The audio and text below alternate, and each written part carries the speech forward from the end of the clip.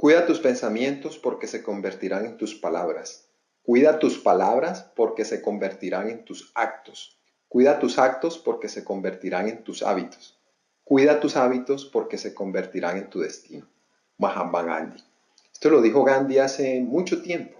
y las investigaciones recientes han demostrado que tenía bastante razón. Se van a ir dando cuenta de esto en el transcurso del video, las 6 claves para dejar un hábito destructivo y adquirir uno saludable. ¿Pero qué es un hábito? Un hábito es una actividad repetitiva, automática, que no necesitamos hacer ningún esfuerzo para efecto de ejecutarla. Cuando en la mañana nos levantamos y nos bañamos o nos cepillamos los dientes, este tipo de conductas no necesita ningún esfuerzo de parte nuestra ni recordarlas porque ya tenemos casi que un programa de computadora que ante unos determinados estímulos nos llevan a ejecutarlas en automático.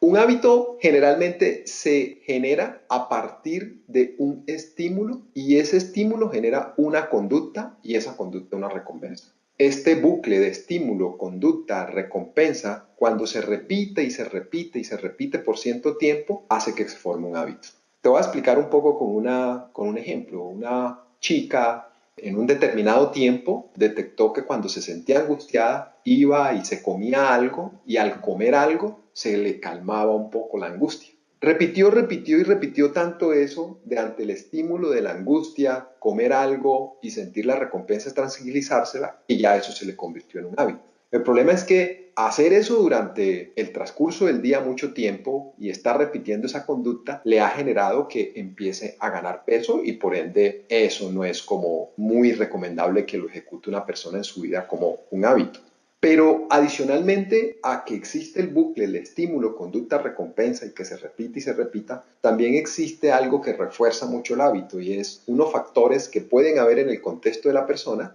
que se han denominado la memoria de contexto. Por ejemplo, una persona o una canción o un lugar que te recuerde la conducta que está relacionada con tu hábito es lo que se ha denominado la memoria de contexto. Eso es importante tenerlo en cuenta porque a la hora de tratar de dejar un hábito y adquirir uno nuevo, es importante identificar conscientemente cuáles son los factores relacionados con la memoria de contexto. Toda esta información del bucle que les estoy comentando, de la memoria de contexto, de la repetición, etc., una psicóloga denominada Gabrielle Ann en la Universidad de MIT, a través de investigaciones que se han venido haciendo recientemente, ha descubierto que funciona de esta manera y más aún, que todo el hábito, la conducta que hace referencia al hábito se deposita en una parte del cerebro que se denominan los ganglios basales, que son una parte del cerebro muy relacionada con las emociones. Y que por otro lado,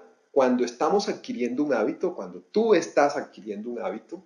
ese hábito, el cerebro no identifica si ese hábito que tú estás adquiriendo es un hábito bueno o un hábito que no te hace bien. Como en el caso de la chica del ejemplo, cuando ella empezó a adquirir el hábito de comerse algo ante el estímulo de sentirse angustiada y empezó a adquirir ese hábito, pues de ninguna manera el cerebro le dice, mira, eso no es bueno para ti. No, el cerebro ante la conducta repetitiva simplemente empieza a guardar y a guardar información hasta que ya eso quede instalado en tus núcleos basales como un programa de computadora. Pero es posible que racionalmente, a nivel cognitivo, en tu cerebro, digamos, consciente, en el neocórtex, cuando estés ante el estímulo de la ansiedad, tú recuerdes que el médico, que alguien te dijo que no deberías hacer eso porque no es bueno para ti, pero cuando estás ante el estímulo, el cerebro lo que hace es apagar ese control cognitivo que hay en la parte que razona de nuestro cerebro e inmediatamente activar el hábito que hay en los núcleos basales. Es por eso que hay bastante dificultad en simplemente confiar en la voluntad o en la intención que tengo de dejar el hábito sin entender cómo funciona y que básicamente si lo tienes instalado allá tendrías que hacer algunas cosillas adicionales para efectos de dejar ese hábito que no te conviene. Y esto lo hace el cerebro porque le encanta ponernos a ahorrar tiempo. Cuando el cerebro detecta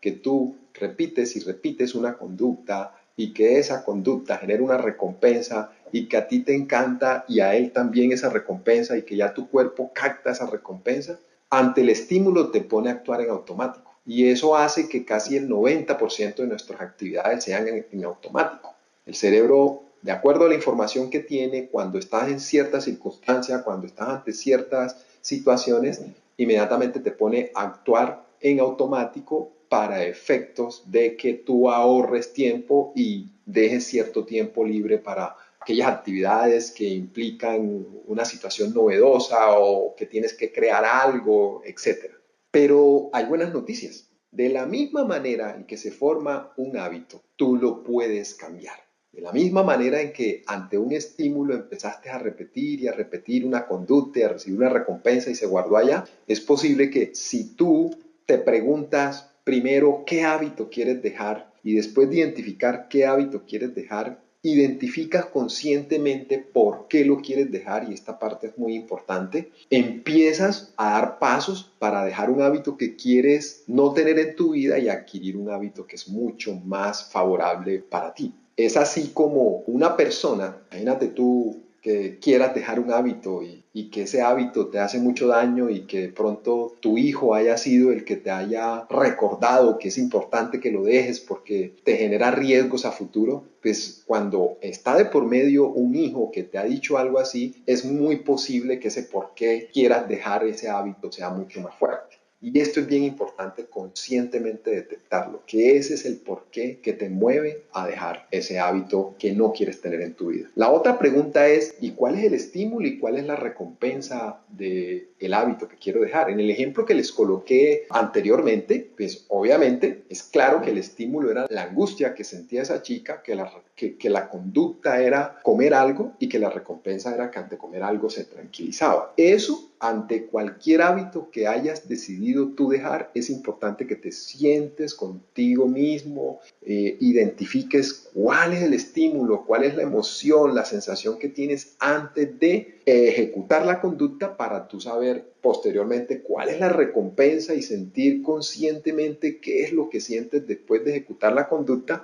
para posteriormente hacerte la pregunta de qué nuevo hábito te genera la misma recompensa. ¿Qué hábito te podía generar o qué conducta te podría generar la misma recompensa que te genera el hábito que quieres dejar? En el caso de esta chica, ella identificó que cuando sentía la angustia y cuando fue consciente que sentía la angustia y ahí era que estaba en automático comiéndose algo, identificó que calmarse un poco, respirar profundo, sentir conscientemente su respiración y tomarse un vaso de agua, eso en unos instantes le tranquilizaba y hacía que se sintiera mejor y que fuera pasando la angustia. Eso fue muy importante para ella, ir avanzando en dejar ese hábito de comer cosas cuando se sentía angustiada. Cuando identificó conscientemente ese estímulo y empezó a cambiar la conducta de comerse algo por la conducta de relajarse, respirar profundo, tomarse un vaso de agua y adquirir la misma recompensa, y empezó a repetir y a repetir y a repetir esta nueva conducta en vez de la anterior, su cerebro se fue habituando a la nueva conducta y a recibir la misma recompensa, e incluso a ser consciente de que esa recompensa le hacía sentir mejor porque no le hacía sentir toda la culpa que sentía cuando se comía algo después de sentir el estímulo de la angustia como le sucedía antes. Y finalmente hay que identificar cuáles son los factores desencadenantes en la memoria de contexto para reforzar el que puedas mantener y puedas seguir logrando el que ese hábito nuevo perdure en ti y que vaya desapareciendo poco a poco el hábito anterior. Identificó que, por ejemplo, que habían ciertas amigas que reforzaban el que se comieran un helado o que comieran algo,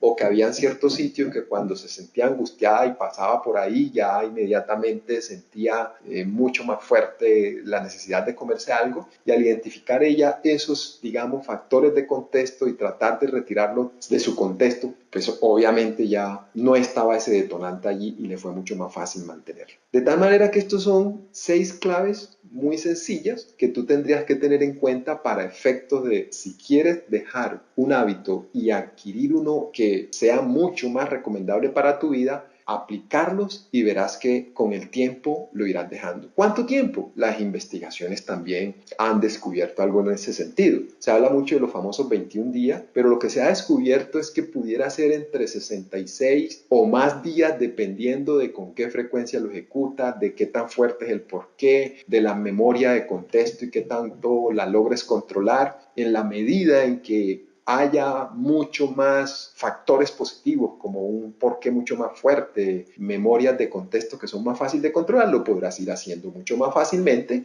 pero sí tienes que tener en cuenta que la clave es repetir y repetir la nueva conducta hasta que con el tiempo esta se vuelva el nuevo hábito para ti. Si quieres dejar un hábito y estás totalmente decidido y quieres intentarlo y lograrlo, te puedes inscribir en mi webinar Las 6 razones por las que las personas no logran mantener hábitos saludables permanentemente y cómo superarlas. Inscríbete, inicia ya y podrás cambiar una parte importante de tu vida.